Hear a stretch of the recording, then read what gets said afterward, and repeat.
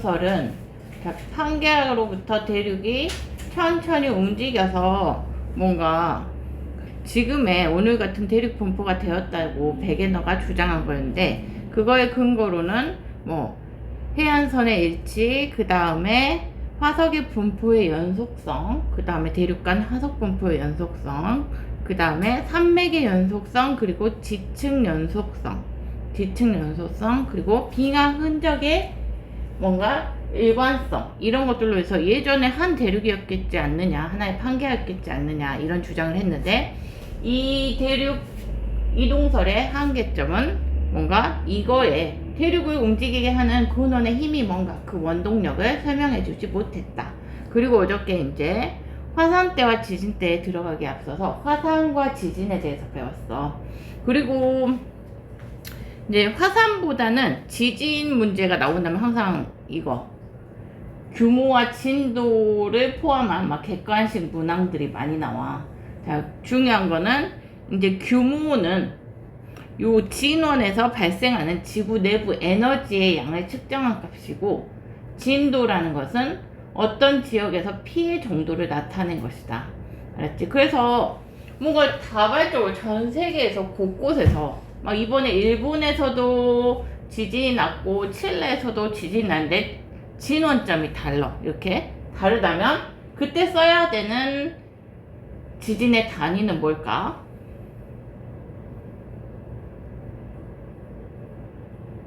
그때 뭔가 일본과 칠레에서 발생한, 칠레가 어딘지는 알아? 모르구만. 안 가? 저기 남미 쪽. 남아메리카 대륙. 그러니까 일본은 우리 근처에 있는 아시아 대륙에 있고, 저기 그렇게 멀리 떨어져 있는 두 지역에서 지진의 크기를 비교할 때는 규모를 써야 될까, 진도를 써야 될까?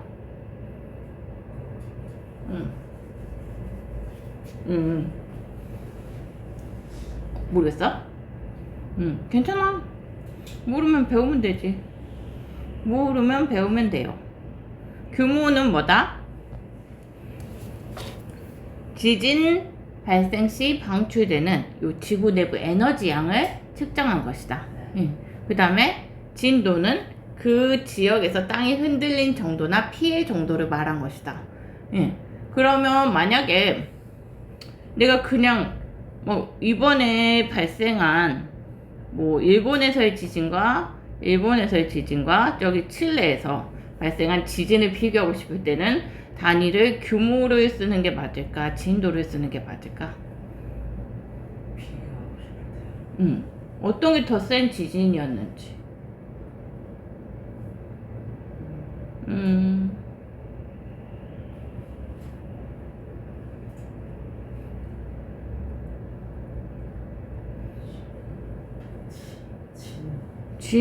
진도가? 진도는 그 지역의 피해 정도.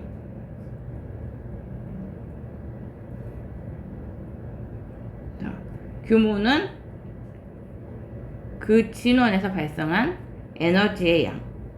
지진 발생 시 방출되는 에너지의 양.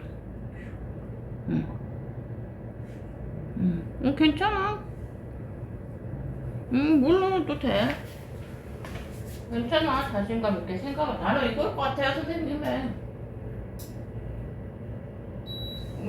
잘 모르겠어요? 감도 안 하고 2분의 1 하나 찍어보지.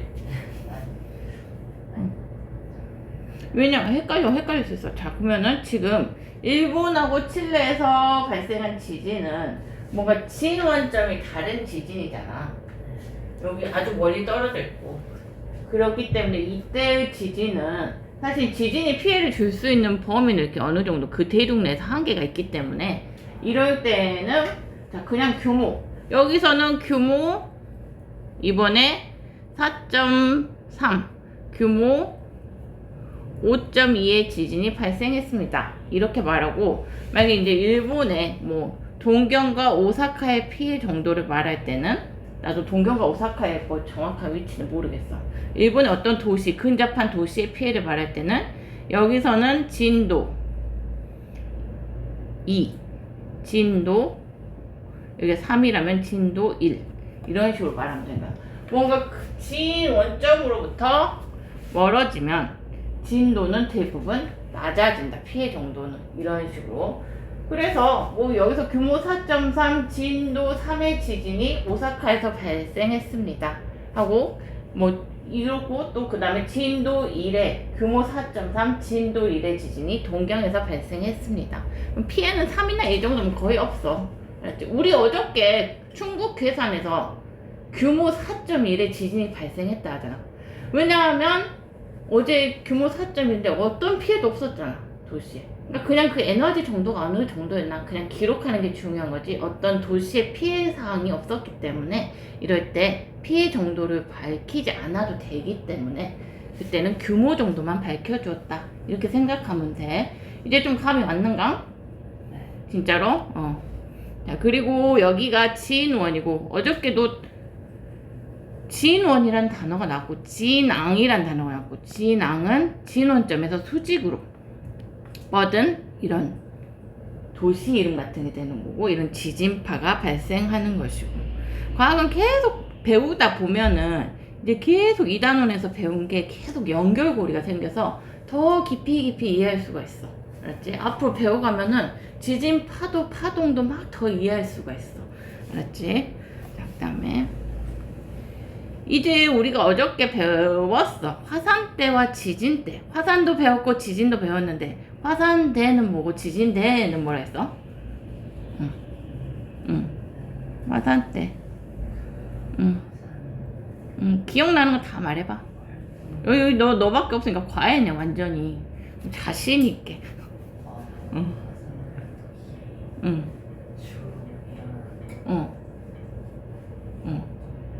그래. 여기 대가 선생님 띠 됐다 그랬지. 화산 활동이 주로 일어나는 지역이 사실 보면 이렇게 뭔가 띠 모양을 이루고 있거든. 그런 지역이 화산대. 지진 활동이 발생하는 지역도 봐볼까? 지진이 발생하는데 벽으로 다 찍어보니까 이렇게 뭔가 띠 모양을 이루고 있어. 그래서 화산대 지진대라고 한다. 자, 이 화산대 지진대는 왜 생기는가? 거기까지 다 배울 거야. 자. 아니 그러니까 우리 기본적인 생각으로는 뭔가 화산 활동이 뭔가 이렇게 균일하게 전 세계에 이렇게 발생하는 게 아니고 균일한 분포가 아니고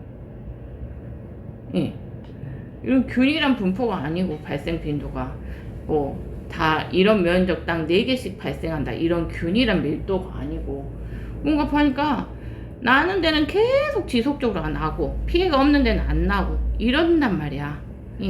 뭔가 불균일한 분포를 가지고 있다 그 말이야. 화산대나 이것들이 뭔가 우리가 생각한 대로 그런 막 균일한 분포가 아니고 이렇게 보니까 불균일하게 나는 데만 계속 나는 이렇게 나는 데만 계속 나는 이런 분포를 가지고 있더라. 이게 화산대고 지진대도 나는 데만 계속 나고 뭔가 이렇게 계속 발생하는 빈도가 큰 데가 계속적으로 있더라. 이거에 대해서 배울 거야. 왜 그런 것까지 배울 거야? 자, 화산 활동이나 지진이 발생하는 지역은 전 세계에서 고르게 발생하는 것이 아니라 특정 지역에서 주로 발생하고 있다. 자, 화산대와 지진대 주로 발생하고 있다. 화산대는 자, 그래서 volcanic 벨트 막 이렇게 하고 태평양 주위. 너 이 바다가 태평양인 건 알지? 태평양 주위 딱 이렇게 태평양 주위잖아. 태평양 주위 이렇게 태평양 주위.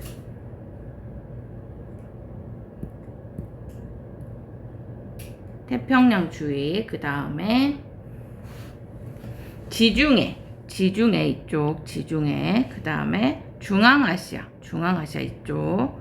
그 다음에 지역의 띠 모양으로 나타난다. 자, 화산대는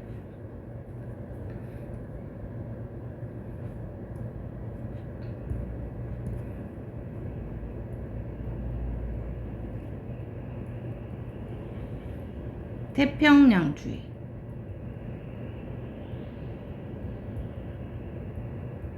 자, 지중해 어디인지 알지?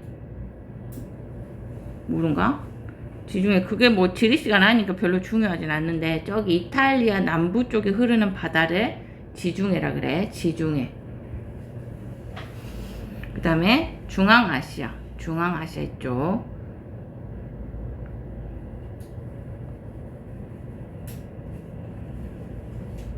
지역에 띠 모양으로 나타난다.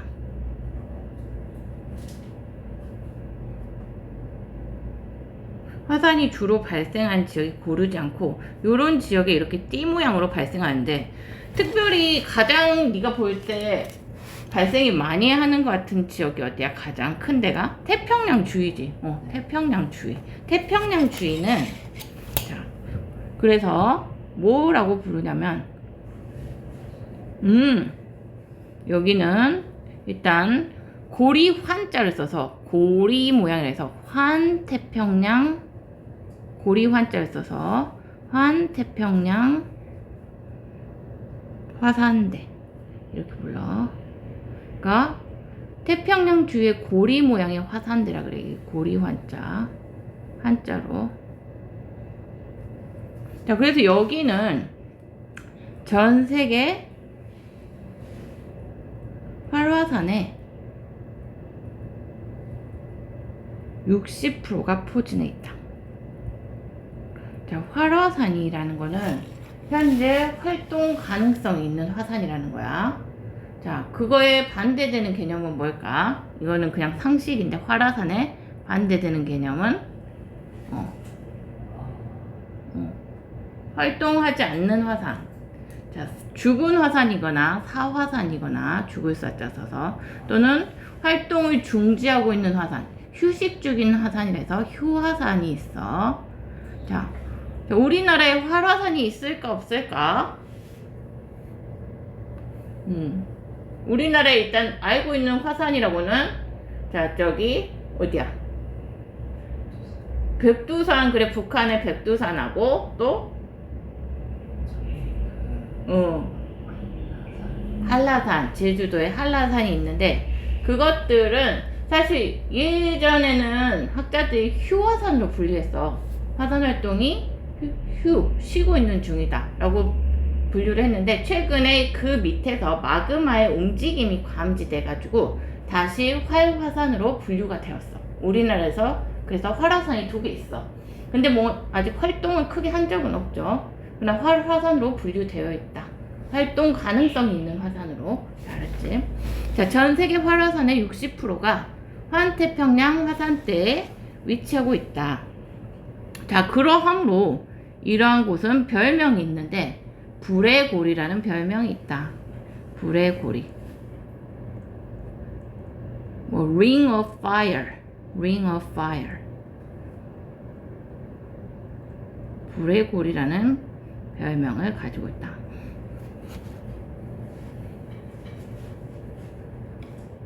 자, 이렇게 돼 있어. 그 다음에 이러면 여기가 지금 우리가 전 세계 화산대 지도를 본 거야. 잘 기억하고 있어. 자, 요런 모양이다. 그 다음에 이번엔 지진대 한번 봐볼까? 지진대. 지진대도 봐봐. 이번에 한번 사진을 키워서 봐봐. 지진대. 자, 활화산대하고 지진대하고 뭔가 어때? 네가 보니까 화산대하고 지진대가 느낌이 어때? 느낌적인 느낌이 뭔가 좀 일치하지요. 막 이런 부분, 이런 부분, 이런 부분, 이런 부분. 물론 요런 부분, 요런 부분이 더 많긴 하네. 그치? 지진대가 조금 더 많긴 하네, 양이. 근데 뭔가 이런 메인, 자, 적어도 화산대는 거의 다 포함하고 있네. 지진대가 거의 일치하는 게 보여. 자, 화산대와 일치하고,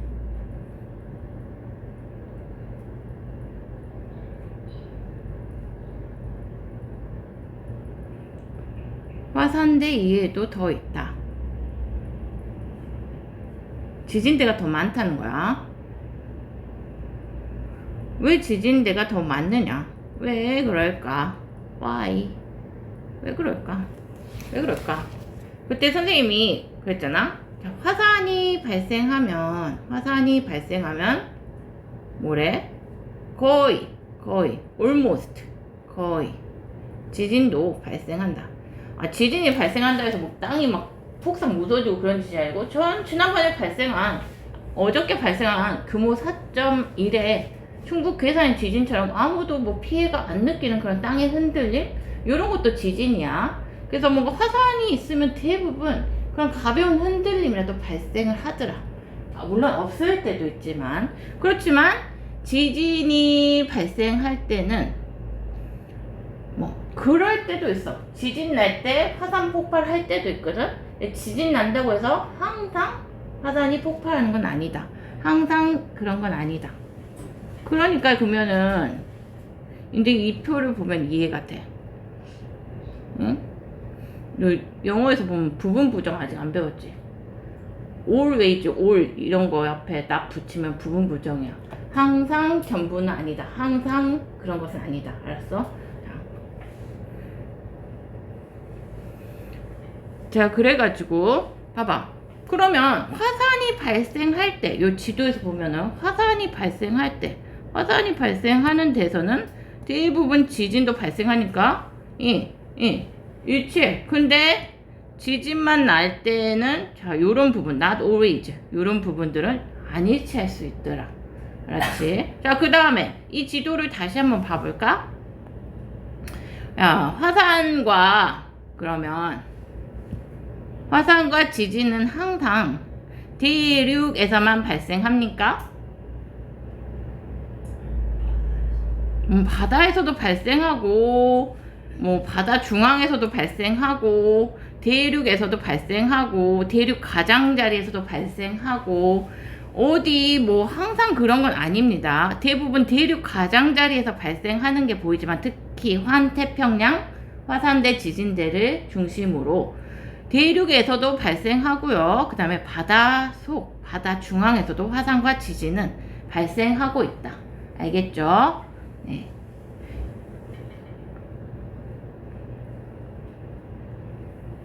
자, 지진이 자주 발생하는 장소 또한 특정 지역의 띠 모양으로 밀집되는데 여기를 지진대라고 한다. 전 세계 지진대, 화산대. 자, 환태평양 화산대 지진대. 태평양 주위의 고리 모양의 화산대 지진대를 환태평양 화산대 지진대라 한다. 여기는 불의 고리라는 별명을 가지고 있다. 알았죠? 그 다음에 알프스 히말라야 화산대 이쪽. 자, 여기도 화산대 지진대. 알프스 산맥에서 지중해와 히말라야 산맥을 거쳐 남아시아까지 이어져 분포한다. 그다음에 중앙해령 화산대. 자, 중앙해령 이런 쪽. 그 다음에 대서양, 인도양 이런 쪽. 해령이 뭐냐면 나중에 개념 설명 들어갈 건데 해저에 있는 산맥이야. 산맥. 해저에 솟아난 어떤 산맥이라고 보면 돼. 해저 산맥을 해령이라고 한다. 이 개념은 뒤에 조금 추가 설명이 들어갈 거야. 여기가 해령. 해저에 산맥이 있는 데가 있는데 거기에서도 뭔가 화산대 지진대가 많이 발생하더라. 여기 한번 풀어볼까?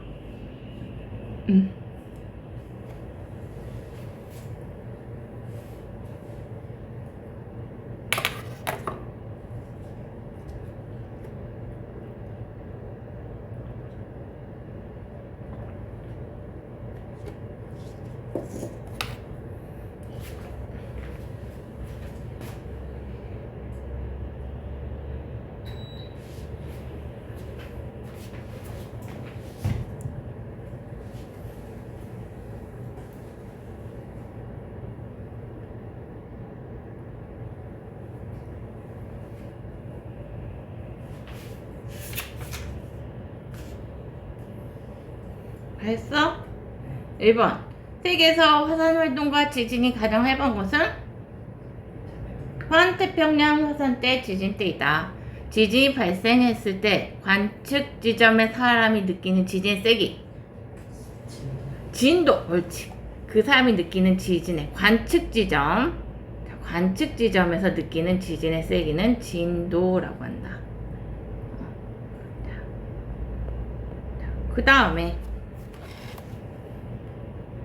자, 여기서 한번 봐볼까? 그러면 우리가 관심 있는 우리나라. 우리나라는 어때? 화산대에서 우리나라 이쪽인데, 우리나라는 운 좋게도 화산대에서 살짝 비껴나 있고, 자, 여기서도 보면 지진대에서도 살짝 비껴나 있다. 알았지? 운이 좋은데, 자, 일본은 보면 뭔가 직격으로 맞고 있죠. 그렇죠. 그래서 일본은 항상 화산 지진 소식이 빈번한 곳이죠.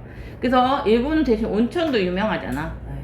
거기는 그 어저께 화산 활동의 혜택으로 관광 자원으로 온천 같은 것이 발달했죠. 자,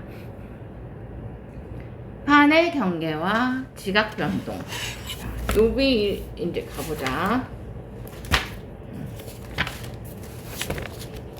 자, 일단 기본적으로 여기 됐고, 요 판 넘어가기 전에 이제 조금 추가적인 내용으로, 이게 학교 시험에서 나올 때도 있고 안 나올 때도 있는데 그래도 해야 될 게, 지진이 발생했을 때, 왜냐면 이제 우리나라도 지진으로부터 완전히 안전한 지대는 아니다 이렇게 생각을 해. 그래서 사실 우리나라가 2005년부터인가 2003년부터인가 사실 지진 내진 설계를 하고 3층 이상 건물을 다 지으라고 법규가 돼 있는데, 그거를 실제로 하는 건물이 별로 아직도 없는 것 같아. 자, 그러면 지진시 어떻게 해야 되느냐. 자, 지진이 발생할 때, 지진은 보통 이렇게 어떻게 하면, 만약 우리가 막 위험을 느낄 정도나 흔들림을 느낄 정도면 막 이게 막 계속 흔들리는 게 아니고, 막 잠시 흔들렸다가 멈추고 잠시 흔들렸다가 멈추고 이런 정도로 진행이 되거든. 먼저 지진이 발생했을 때는, 자, 그 흔들림이 있을 때는 일단 기본적으로 탁자 밑으로 들어갑니다. 탁자 밑으로 들어가는 이유는 뭘까? 그냥 흔들리니까 뭐가 떨어졌을 때 낙하물로부터 머리를 보호하기 위해서야. 탁자 밑으로 들어간다. 머리 보호.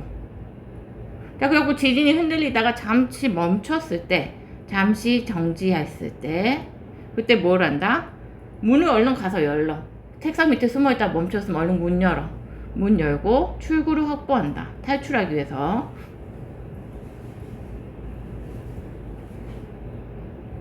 자, 그 다음에 틀어져 있는 가스나 전기불 같은 게 있으면 얼른 꺼야 돼. 왜냐? 화재 발생이 할 수가 있기 때문에. 가스, 전기 차단. 큰 손실을 막기 위해서. 화재로 인한 화재 피해 예방.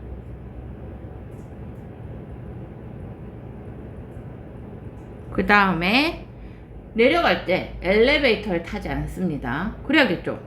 엘리베이터가 뚝 끊어지면 어쩔 거야? 예, 흔들려. 진짜 엘베는 쓰면 안 돼요.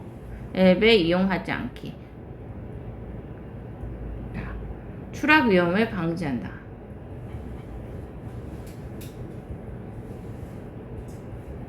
계단으로 내려가세요. 그 다음에 밖으로 탈출을 했어. 그 다음에 어떻게 해야 되냐?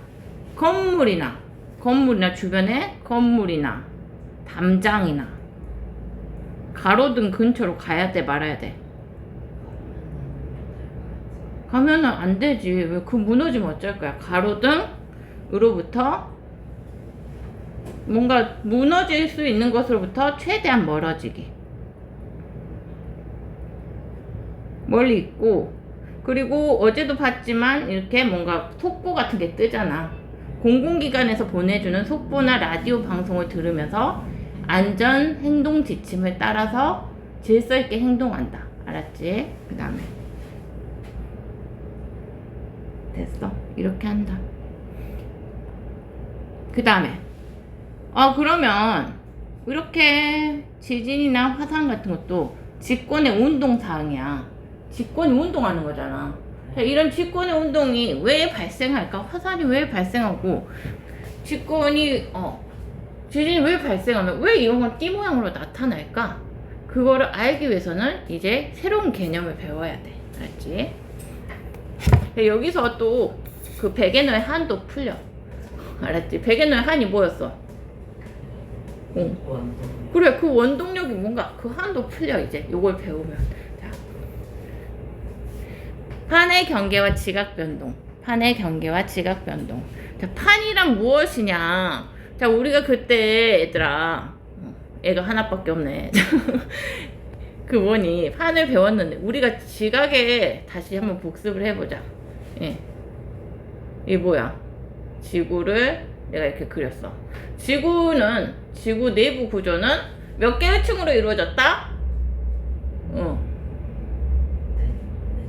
네 층. 뭐 위에서부터?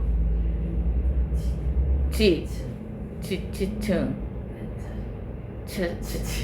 지각.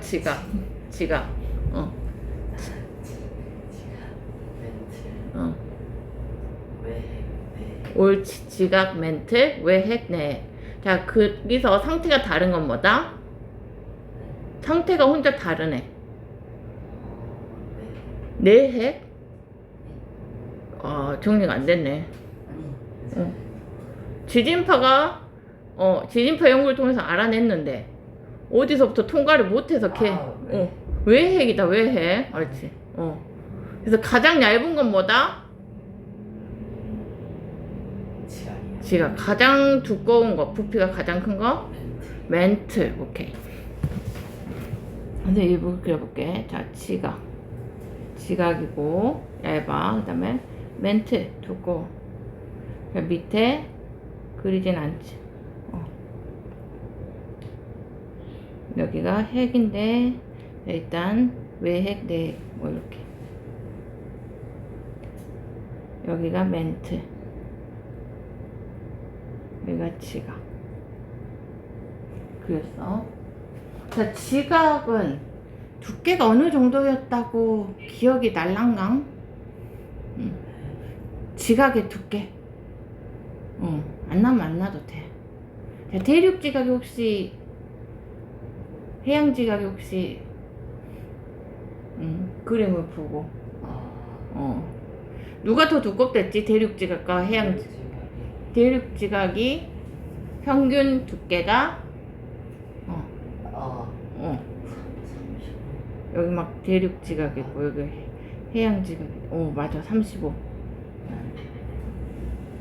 대륙 지각의 평균 두께는 약 35km. 해양 지각의 평균 두께는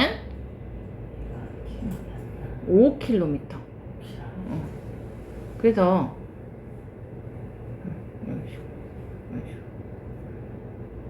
이런 식으로 여기가 대륙 지각이고 여기가 해양 지각이다. 여기는 대륙 지각. 뭔가 딱 되는.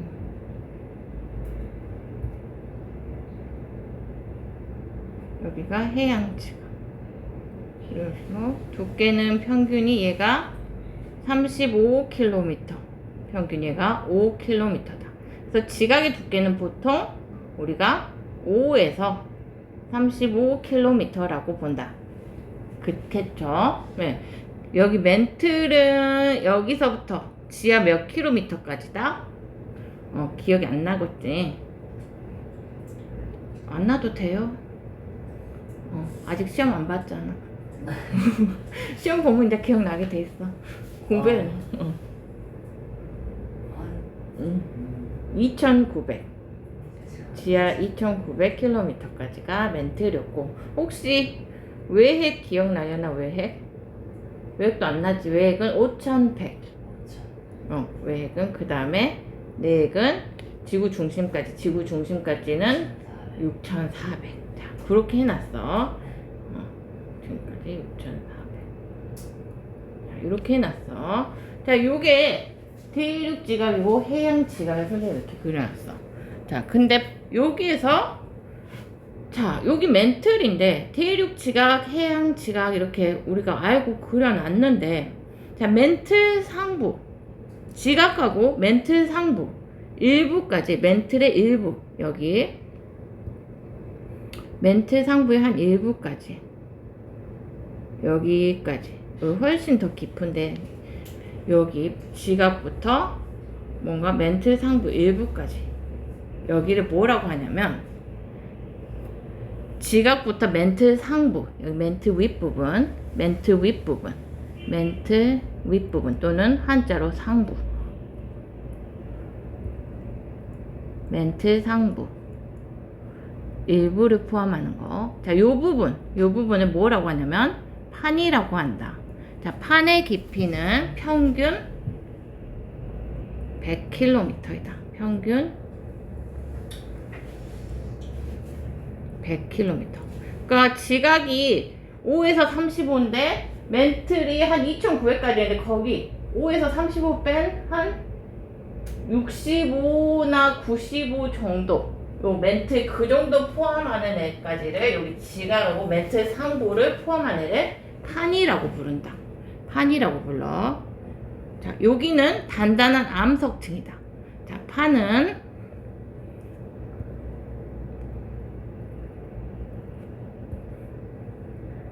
지각과 멘틀 상부를 포함한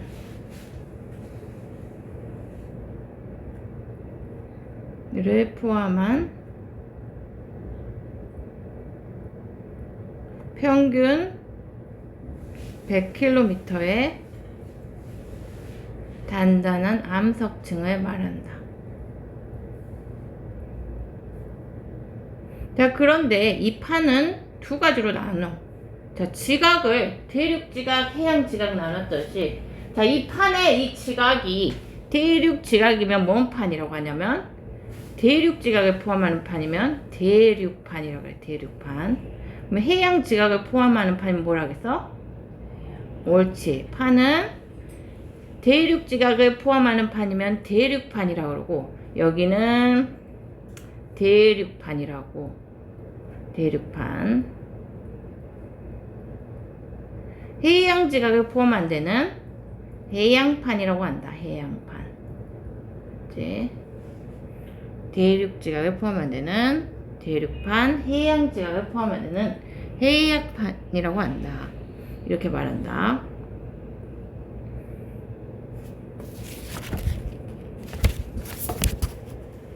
자, 그렇게 판이란 걸 우리가 결정을 해놨어. 여기까지 한번 읽어볼까? 자, 판. 지각과 멘틀 상부 일부를 포함하여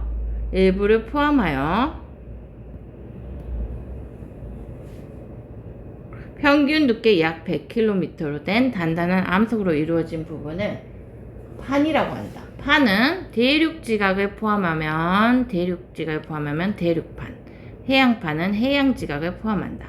근데 대륙지각이 더 두껍기 때문에 얘는 약 100km, 대륙판이 더 두껍다. 보면 대륙판이 더 두껍지, 해양판보다. 해양판은 약 70km. 그래가지고 요 대륙판이건 해양판이건 막 판의 평균을 내본 것이 전세계 판의 평균을 내본 것이 판의 평균이 약 100km다 그 말이야. 근데 대륙판의만의 평균은 100km고 해양판만의 평균은 70km로, 왜냐면 해양 지각이 얕기 때문에. 자, 그래서 해양판보다 대륙판이 두껍다. 알겠죠? 근데 해양 지각이 원래 지난번에 대륙 지각의 밀도는 한 기억은 안 나겠지만 2.7 정도로 했고 2.7 정도로 했고 해양 지각의 밀도는 3.0이라 했거든. 그래서 대륙 지각을 포함하는 대륙판의 밀도보다는 해양 지각을 포함하는 해양판의 밀도가 더 크다. 알았죠? 됐어. 그 다음에 사실 여기 책에서는 언급이 안 됐는데 알아둬야 좋은 내용이 있어서 말해줄게. 자, 선생님이 이제 그림을 이렇게 그렸는데 알아둬야 좋은 내용. 자, 요 판 밑에 약 400km 정도, 여기가 100km, 400km 정도, 2,900km까지가 멘틀이니까 뭐 약 400km 정도. 정확하게 이제 그림은 정확하지 않네요. 판 밑에 약 400km 정도. 여기를 뭐라 부르냐면 멘틀은 멘틀인데 연약권이라 불러. 연약권이라 부른다. 연약권이라고 부르는데 이 연약권은 뭐냐? 연약하니까 연약권이라 불러. 예? 연약하니까. 예? 연약해서 연약권이라 부른다고. 예? 자, 여기는 판은 단단한 암석층이랬지. 단단한 암석층, 단단한 암석이고, 자, 멘틀의 상태는 뭐야? 우리가 배운 바에 의하면 액체예요. 자, 액체? 가 아니야. 아니 우리가 지금 정리가 안 돼 있어. 시험을 안 봐가지고. 지각, 멘틀, 외핵, 내핵 했을 때. 자, 외핵만 S파가 통과하지 못하는 것은 얘가 액체고, 다른 애들은 다 고체라고 했어. 그래. 그러니까 외핵만 액체다. 이것도 엄청나게 중요한 거야. 알았지? 외핵만 액체야, 외핵만. 왜? S파가, 지진파 S파가 통과하지 못해서 여기가 액체라는 걸 밝혔댔어. 알았지? 자, 그래서 그럼 멘틀은 고체라고. 이? 고체. 지진파 연구로 P파, S파 둘 다 통과했어. 그러니까 액체 통과했으니까 S파는 액체를 통과 못하는데 통과했으니까 멘틀 고체 맞아. 고체야. 고체인데, 자, 고체는 고체인데 여기 멘틀의 판 밑에 약 400km층 여기는 상태가 어쩌다고 해야 되나. 고체는 고체인데 그 막 슬라임 약간 흐르는 느낌 알아? 아니면 막 플라스틱이 막 녹아서 찐득찐득하게 흐르는 느낌. 그러니까 그 고체는 고체인데 뭔가 약간의 유동성을 가져. 흐르는 성질. 여기가 그런 상태야. 여기는 어떤 성질을 가지냐. 그래서 연약하다 해서 단단한 고체가 아니라 해서 연약권이라 불러. 녹은 플라스틱을 녹였을 때 그 막 끈직끈직하면서 흘러가는 그런 녹은 플라스틱과 같은 흐르는 성질을 가진다. 녹은 플라스틱 같은 유동성을 가진다. 자, 유동성을 가진다. 그러므로 그래? 여기가 단단하지 않아? 그럼 여기 위에 얹어져 있는 단단한 암석층인 판들이 살살 좀 이동할 수 있을까? 그래, 빨리는 아니어도 조금씩은 맞아. 그래, 1년에 막 수 센티미터 정도는 한 요 정도는 움직일 수 있단 말이야. 그게 바로 멘틀, 그게 바로 그거야. 판게아가 현재의 대륙까지 그 막 수억 년, 만년 흘러가면서 이렇게 뜯어지게 된 원인이야. 자, 그래서 여기는 뭔가 약간 녹은 플라스틱 같은 유동성을 가지면서 뭔가 이쪽에 열이 확, 뭔가 밑에서 열이 내붙이고 에너지 열이 확 올라오면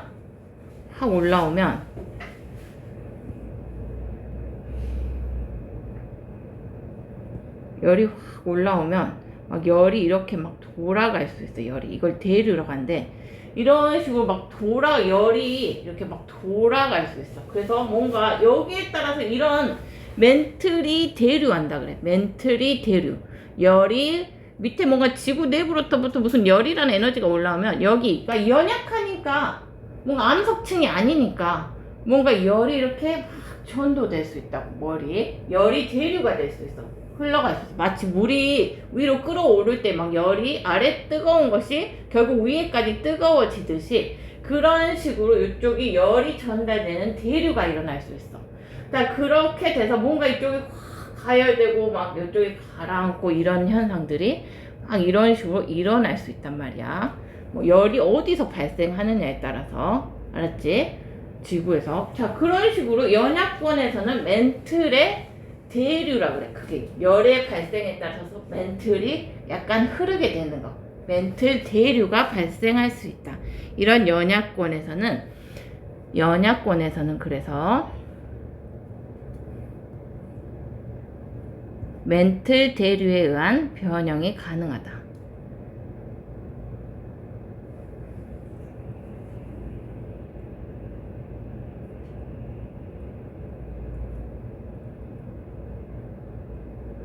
모양이 변하는 것이 가능하다. 그 말이야. 변형이란 것은 모양이 변하는 것이 가능하다.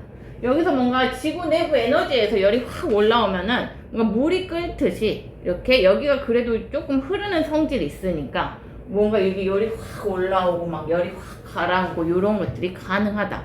이게 열이 확 올라와서 이렇게 갈라지는 지점에서는 땅이 막 여기서는 판이 찢어질 수도 있고 이렇게 확 찢어져서 이쪽으로 가면은 이쪽에서 둘이 막 열이 이쪽으로 내려앉는 지역에서 판이 서로 만날 수도 있고, 또는 막 판이 이쪽에서 열이 발생하고 이쪽에서 발생하면 판이 습겨갈 수도 있고, 막 그런 게 가능할 것 같아?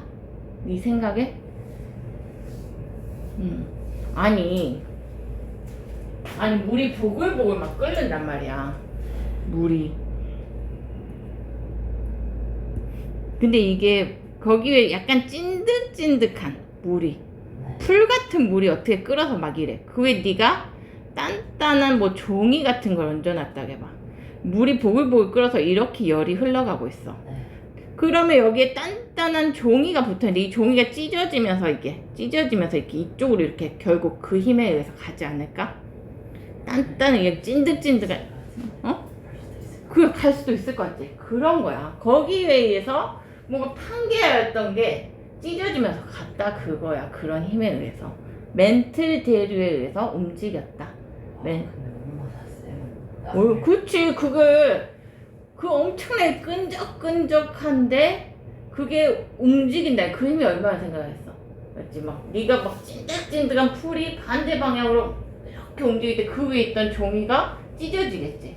그것처럼 그 힘이 강하니까, 엄청 세니까.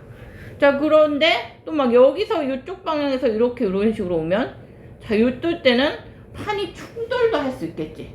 이쪽에서 막 맞물려 있으면, 또는 지금 각도가 근데 이쪽으로 가고 막 이쪽으로 가면은 뭐 이쪽에 가던 판하고 이쪽에 가던 판이 이렇게 습겨 지나갈 수도 있겠고, 판과 판이 서로 이렇게 멀어질 수도 있고, 멘틀 대류에 의해서 가까워질 수도 있고 습겨 지나갈 수도 있겠다.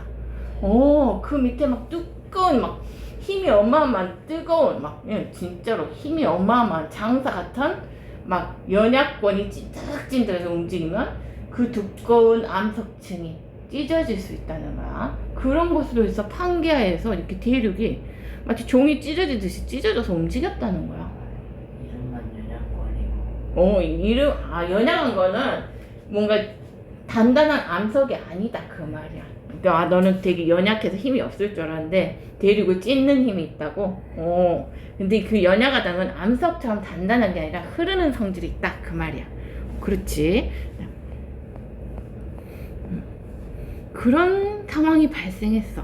그래가지고 그 연약권이 찢어놓은 판이 몇 개인가 봤더니 한 10여 개가 돼. 10개 하고 큰 거 한 10개 하고 쬐끄만 거 몇 개가 있어. 자, 봤더니 판, 이 검은색 선호된 게 판이야. 제일 큰 게 뭐 태평양 판, 자 있고 뭐 유라시아 판. 보니까 뭐 태평양 판, 유라시아 판, 그 다음에 뭐 남아메리카 판, 북아메리카 판, 그 다음에 뭐 아프리카 판, 유라시아 판 있고, 그 다음에 우리가 아는 그 대륙 이름들 다 넣어놨고, 조그만 것들 그런 거 다 합하면 한 10개 되고, 이 조그만 것들 뭐 스코티아판,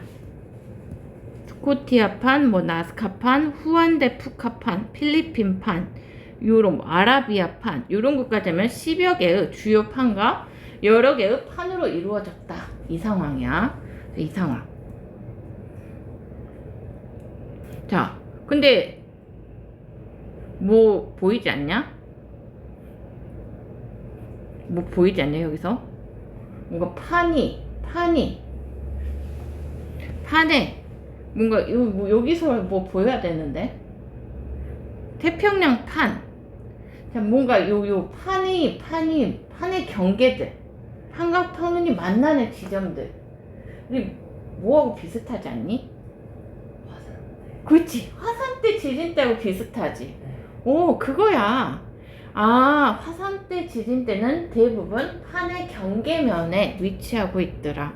아니 보니까 여기 환태평양 여기 뭐 화산 지진 때하고 거의 판의 경계면하고 일치하고 있구나. 옳지. 화산대 지진 때는 주로 판의 경계면에서 나타나는구나. 그 말을 알 수 있어. 자, 판과 판이 멘틀이 뭔가 어디 지구 내부 에너지를 받아서 뭔가 그게 끓듯이 움직이는, 그래서 판과 판이 만나는 모양은, 이거는 이제 심한데 세 가지가 있어.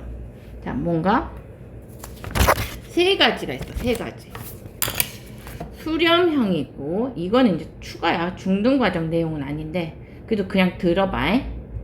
자, 판과 판이 만나는 거는 수렴형이 있고, 그 다음에 발산형이 있고, 그 다음에 보존형이 있어.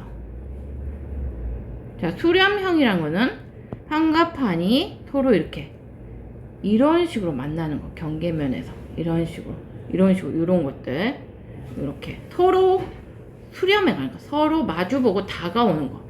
요런 데서는 화산 활동이나 요런 것들. 요런 데서는 보통, 자, 대륙판과 대륙판이 만났을 때는 산맥이 만들어져. 산맥. 히말라야 산맥 같은 거. 판과 판이 만나서 충돌하면서 대륙 거기가 훅 솟아오른 거야. 판과 판이 만나서 훅 솟아오른 게 히말라야 산맥 같은 거. 자, 그 다음에 해양판과 해양판이 만났을 때, 요런 데서 해양판과 해양판이 만나고 그럴 때는, 해양판과 대륙판이 만날 때는, 자, 여기는 대륙판과 대륙판이 만날 때야. 네? 만약에 대륙판이 있고 여기에 해양판이 만날 때는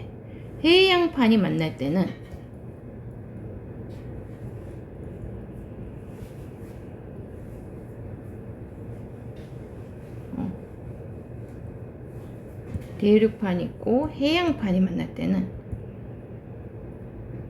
이렇게 만날 때는 해양판이 더 무겁댔잖아. 그치, 무거운 애가 가벼운 애 밑으로 파고들어. 그래서 그 경계면에 해저에 구멍이 났다 해서 대륙판과 해양판이 이렇게 만나는 지점에서는 해저에 구멍이 난 해구 같은 것이 발달한다. 이 해구.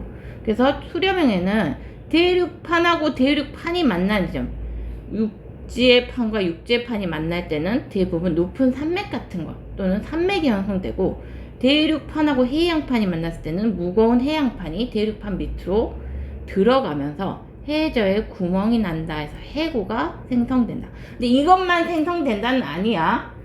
주로 이것들이 잘 생성된다는 거야. 알았지? 그 다음에 이제는 판과 판에서 이제 둘이 멀어지는 힘, 찐득찐득 멀어지는 힘. 여기서는 뭐가 발생하느냐?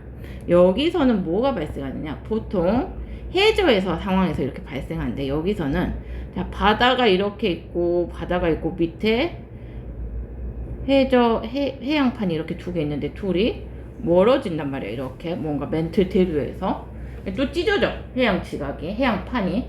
그때면 그러면 여기 밑에서 마그마가 또 이 구멍을 솟아올라서 여기서 화산 폭발 같은 게 일어나면서 해저에 산맥이 만들어진다. 새로운, 그러니까 땅이 솟아오르는 거지. 거기에서 그러면은 요거를 뭐라고 한다 해서 해저 산맥을 아까 해령이라는 데서 해저 산맥을 해령. 자, 이렇게 판과 판이 멀어질 때는 발산형에서는 해령, 해저 산맥이 만들어진다. 주로 이것만 만들어지는 건 아니야. 그 다음에 보존형. 보존형이란 뭐냐? 어딨냐?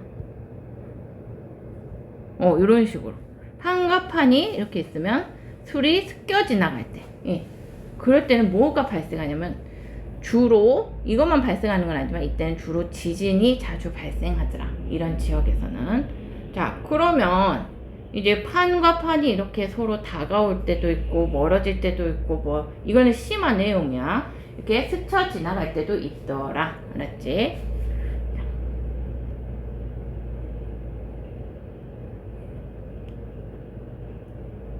자, 그래서 근데 이제 봤어. 저거.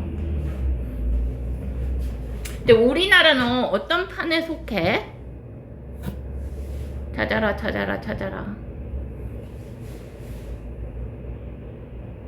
우리나라는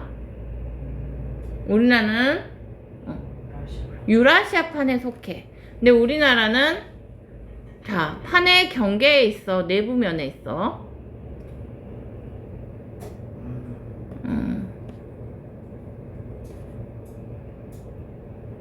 자, 우리나라 같은 경우는 지금 여기 있는데, 여기 있잖아. 우리나라 그럼 여기 있는데, 자, 판의 경계는 이쪽이지.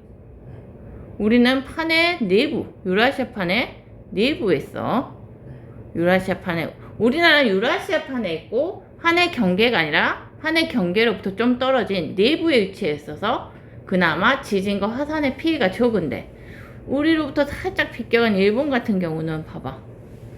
유라시아판, 필리핀판, 또 뭐야? 태평양판. 세 개의 판이, 세 개의 판의 경계에 위치해 있어. 여기는 아주 화산 지진이 굉장히 많이 일어나겠지. 그래서 일본이 화산 지진 피해가 많다. 알겠어?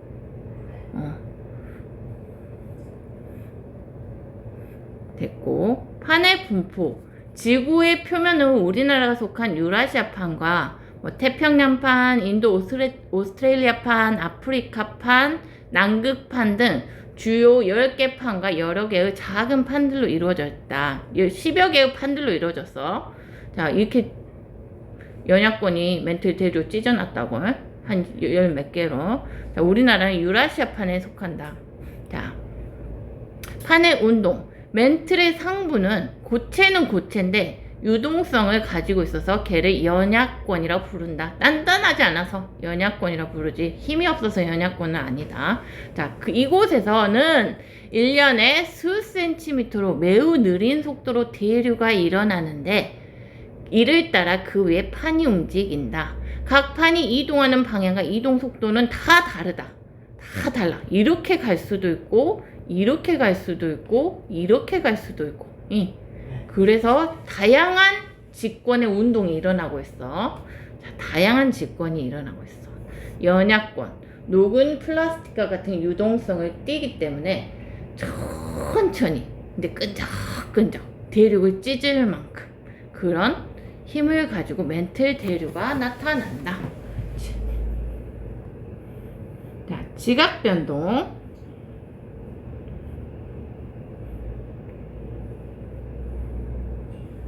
자, 판이 이동하는 방향과 속력이 각각 다르므로 판의 경계에서는 서로 멀어지거나 발산형, 부딪히고 수렴형, 어긋나면서 보전형, 화산 활동이나 지진과 같은 여러 가지 지각 변동이 발생한다. 자, 화산 활동과 지진 또한 판의 운동에 따라서 일어나므로 화산 때와 지진 때의 분포는 대체로 판의 경계와 일치하고 있다. 이제서야 뭐가 풀렸네. 왜 이게 띠 모양인지, 왜 이렇게, 알았지? 이거는 판의 경계와 일치하고 있기 때문이다. 지진 때가 더 다양하지.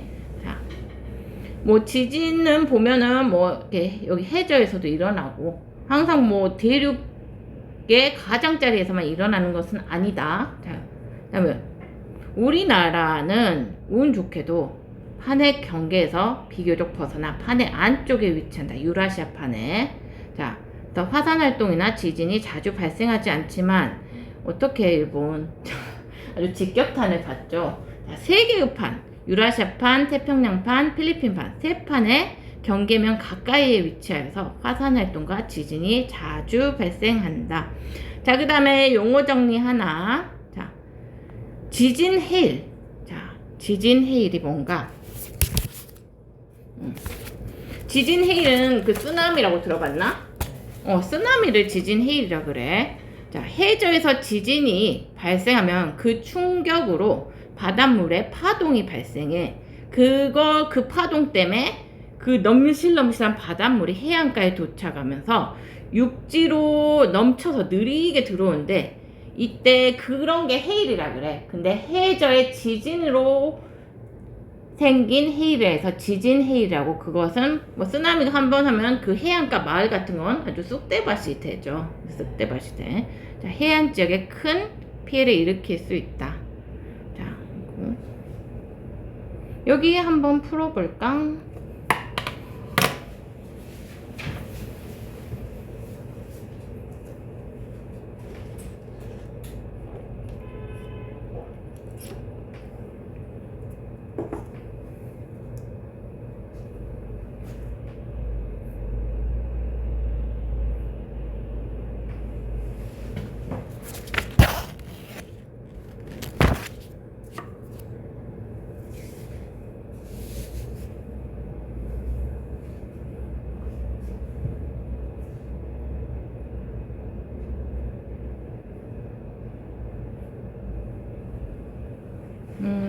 다음 시간에 시험을 봐야겠네 이제. 일단은 다음 시간에 일단은 시험입니다.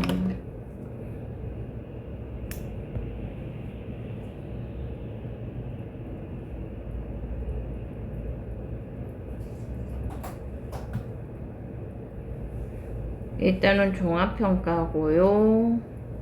난이도는 상입니다. 난이도는 상. 18문제. 그리고 시험 시간은 한 20분에서 25분 정도. 자, 참고로 말해주면 다른 반들 평균이 한 50점대였던 것 같아. 어려웠어. 자, 근데 공부를 열심히 하면 괜찮을 것 같아. 자, 내가 수업한 내용에서 다 나와. 자, 그 다음에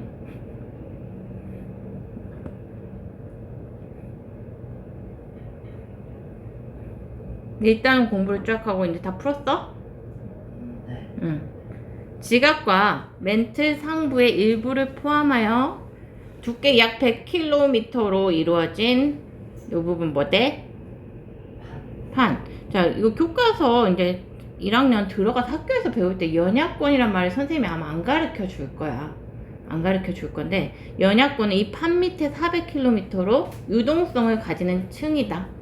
선생님이 가르쳐 줄 수도 안 가르쳐 줄 수도 있어. 연약권은 이제 공식적으로 교과서에 등장하는 말은 아니야. 심화야, 심화.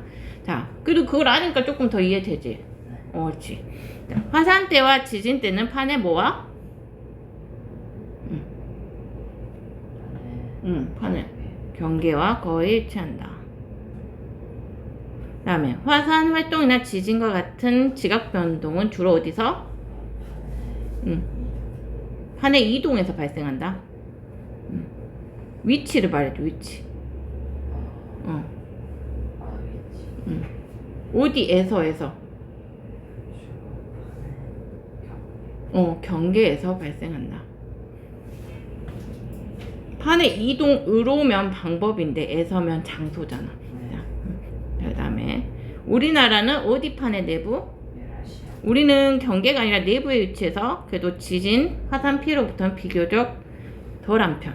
자, 일본은 직격탄에 맞는 편. 자, 그림은 주로 전 세계 화산대와 지진대 및 판의 경계를 나타낸 것이다.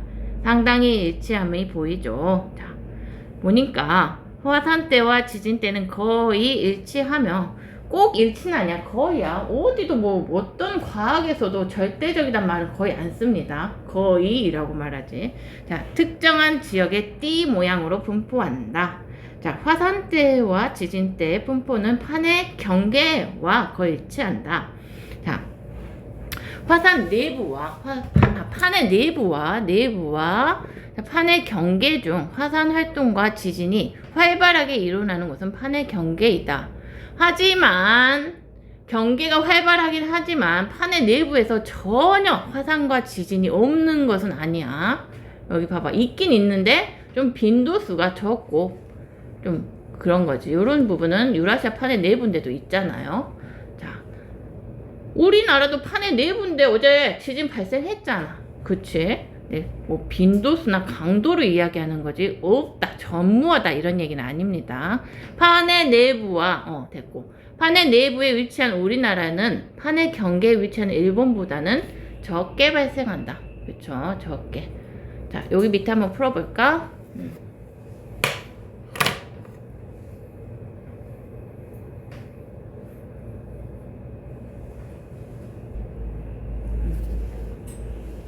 빈칸에 알맞은 말을 쓰시오. 화산 활동과 지진은 판의 경계. 어디에서? 경계. 그 다음에 화산대와 지진대가 거의 일치하는 것을 통해 화산 활동과 지진이 뭐와? 판의 이동과. 자, 그 다음에 관련이 있다. 지진이 발생하는 곳에서는 화산 활동이 항상 같이 나타나요? 아니죠. 항상이란 말은 어디도 좀 쓰기가 그래. 이건 아니다. 자, 지진이 발생할 때는 화산이 not always에서 할 때도 있고 아닐 때도 있다. 화산 활동과 지진은 대륙 한가운데 지역에서는 전혀 나타나지 않는다. 오, 여기 그냥 그림 보면 되지. 있잖아. 대륙 한가운데. 예, 있어. 왜 없어? 있네. 이런데 대륙 한가운데. 자, 이거는 있다. 자, 과학에서 전혀란 말은 상당히 위험해. 전혀는 항상이란 말은. 자, 우리나라는 판의 내부에 위치한다. 우리는 판의 경계가 아니라 내부에 위치한다. 자, 보자. 다음 그림은 전세계 판 경계와 이동 방향을 나타낸 것이다. 이에 대한 설명을 옳은 것은, 자, A는 판의 내부에 해당합니까? 어디입니까? 판의 경계죠. 판과 판이 만나는 경계면이죠. 자, 대륙의 내부지 판의 경계 내부는 아닙니다. A지역은 불의 고리에 해당합니까? 아니요. A지역이 아니고 한태평양 화산대 지진대가 불의 고리 이쪽이 된 거죠. B 지역에서는 화산 활동이 거의 발생하지 않는다. 그렇죠. 이것도 틀렸어. 자, B 지역의 주민은 지진 대처 방법을 알아둬야 한다. 그렇죠. 일본이네, 일본. 자, 그 다음에 C 지역은 지각 변동이 일어나지 않는 안전한 곳이다. 여기도 판의 경계고, 여기 이렇게 가네. 이렇게 가니까 뭐 해령 같은 거 많이 만들어지겠네. 자, 4번이네. 자, 그 다음에 심화. 자, 요거 좀 볼까? 요거는 이제 심화야. 진짜 말 그대로 심화. 학교 교과서에서는 안 나오는 내용이고, 근데 뭐 학원은 다니니까. 자, 멘틀 대류설. 자, 백에너는, 자, 원동력을 설명을 못했어. 그게 안타까웠어. 자, 백에너는 원동력을 설명 못했다. 근데 그 다음에 이 멘틀 대류설을 가져온 사람이 영국의 홈스다. 멘틀 대류설을 가져왔다. 멘틀 대류설을 가지고 내가 말했다시피 그 멘틀 밑에 연약층이 뭔가 지구 내부 에너지에서 열을 팍 받는 지역들 있지. 요런 지역들. 요런 지역들은 뭔가 이쪽으로 확 열이 분산되고 뭔가 또 이쪽으로 뭔가 열이 훅 꺼지는 지역이 있고 뭔가 온도가 낮은 지역은 이렇게 하강하는 지역이 발생하고 뭐 이런 식으로 해서 멘틀이 물이 팔팔 끓듯이 뭔가 이런 식으로 여기 연약한 단단하지 않는 연약권들이 뭔가 끈적끈적한 풀이 이동하듯이 그런 위에 얹혀진 판을 움직이면서 이렇게 갈 것이다. 그런데 멘틀 대류설은 뭔가 대륙을 이동시키는 원인이 맞긴 맞는데 이것만으로는 아니다. 이것만으로는 아니야. 충분하지는 못하다. 이랬어. 그래서 하나 더 제시된 게 해저 확장설이야. 자, 해저 확장설은 말 그대로 해저가 계속 확장되고 있다는 개념이야. 뭐냐? 아까 말한 여기 해저 산맥. 선생님이 말했지. 해양판과 해양판이 만나는 지역에서 대부분 이렇게 서로 멀어지는 구조의 판의 이동이 발생하는데 이렇게 멀어지면 밑에 마그마가 훅 솟아올라서 새로운 산맥이 형성되더라. 그랬죠. 그럼 이 새로운 산맥은 신생지역이야. 그러니까 뭔가 이쪽으로 신생지역이 새로운 산맥에 의해서 만들어지고 있고, 자, 그렇게 해서, 자, 그러면 그 내용을 보면 여기가 바다야. 바다고, 여기가 대륙. 해양판과 해양판의 경계면. 자, 이렇게 했어.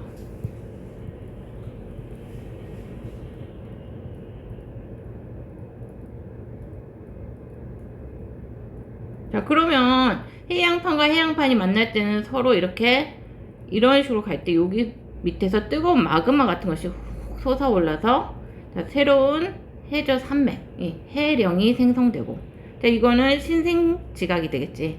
새롭게 만들어진 지각. 뜨끈뜨끈 신상이야, 신상. 새 지각.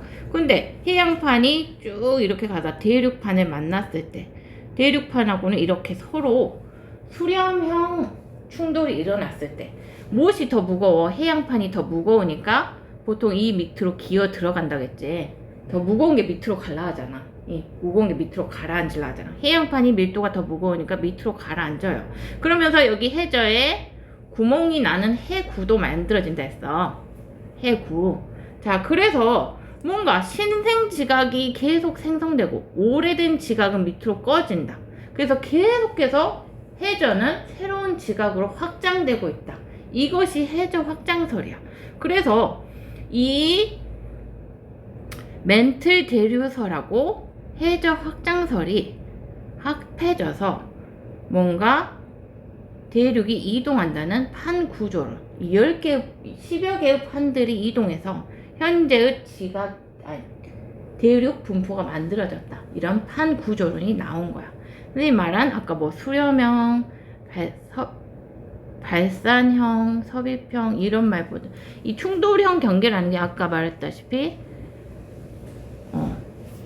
수렴형에 있는 게 이거 산맥하고 이거고 그 다음에 발산형이라는 게 그거고 그 다음에 보전형이라는 게 이거. 자, 수렴형은 서로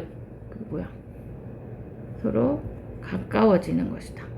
네, 발산형은 서로 이렇게 멀어지는 것이다.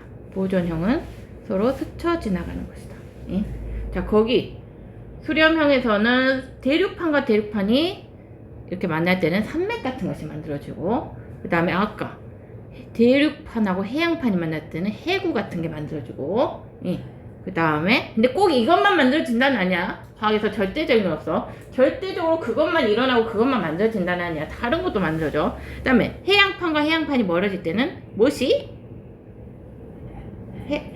해령이 만들어지고 자 이렇게 둘이 습겨 지나갈 때 판과 판이 습겨 지나갈 때 뭐다? 대부분 지진이 발생하는데 지진만 발생한다는 아니야. 다른 것도 다 해. 할 거 다 해. 근데 주로 퍼센티지가 높다 그 말이요. 자, 그래서 오늘날의 이 판 구조론 직권의 운동을 만들어줘. 이 판 구조론이 확립될 때까지 역사를 보면 자,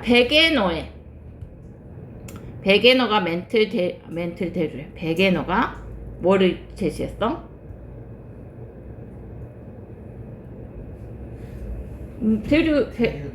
옳지, 대륙 이동설. 썰을 제시했어. 예. 근데 안 됐어. 예. 원동력 실패. 예. 원동력 설명 실패. 자, 그래서 이 대륙이 이동하는 원동력을 설명하기 위해서 두 가지가 그 뒤에 나왔다. 뭐하고 뭐? 멘틀 대류설. 예.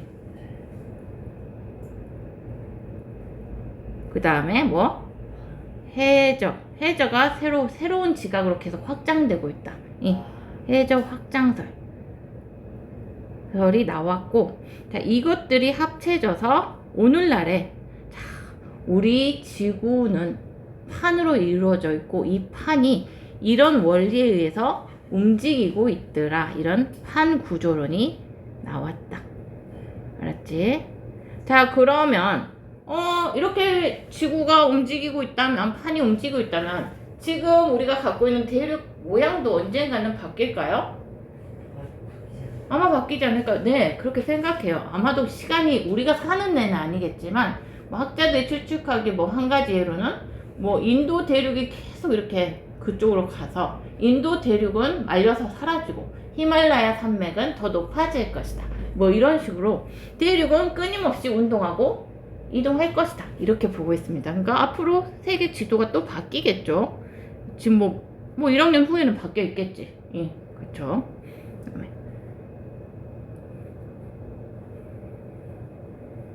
여기까지 됐고, 그러면 이제 숙제는 어디냐?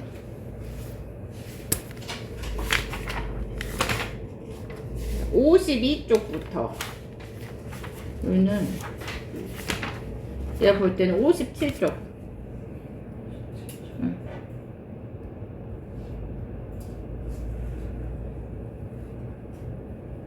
풀어오기. 그 다음에 시험 준비해오기. 예? 일단은 공부. 다 정리해야 돼, 내용. 뭐 있지? 첫 번째, 개. 그 다음에, 지구개. 그 다음에, 지구개에서 5개의 권. 그 다음에, 자, 직권에서 지구를 연구하는 방법.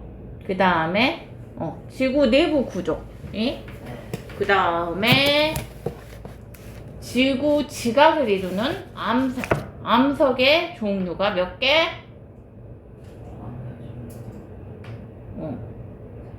3개.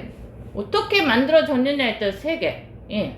자, 어떻게 만들어졌느냐에서 3개인데, 화산 활동으로 생성된 것은 화성암. 그 다음에 퇴적물이 쌓인 것은, 그 다음에 열과 압력을 받아서 성질이 변해버린 것은, 잘했어. 이것들을 각각 내용을 정리하고, 그 다음에 이 암석을 이루는 광물들, 예, 광물들의 특성, 예, 특성 배웠지? 뭐 배웠어? 일단 겉으로 보이는 색깔, 그 다음에 광물 가루의 색깔, 좋은 색, 그 다음에 누가 단단한가, 굵기, 그 다음에 묽은 염산 반응, 그 다음에 염산 반응, 그 다음에 하나가 자성, 옳지. 그렇게 했고, 그 다음에 암석을 이루는 건 이제 광물이라고 한다. 광물도 공부하고, 광물. 그 다음에 이렇게 다 공부했어. 우리가 지각을 이루는 건 암석이고, 이건 광물까지 다 공부한 다음에, 그러면 직권은 이렇게 끊임없이 운동하고 있다. 그래서 그게 오늘 배운 내용이지. 화산, 지진 이런 거 있고, 이런 거에 의해서 막 지구권은 계속 움직이고 있고, 이 직권과 우리가 배운 4개 권들이 계속 상호작용하고 있는데, 자, 이런 화산과 지진이 발생하는 주요 지역들, 또 그거는 왜 발생하는가, 그 히스토리, 그 역사를 다 배웠지 지금. 자, 머리가 확 넓어지지. 내가 살고 있는 곳이 이런 곳이었다니 하고 오늘 배우니까 그렇지. 자, 그런 거야.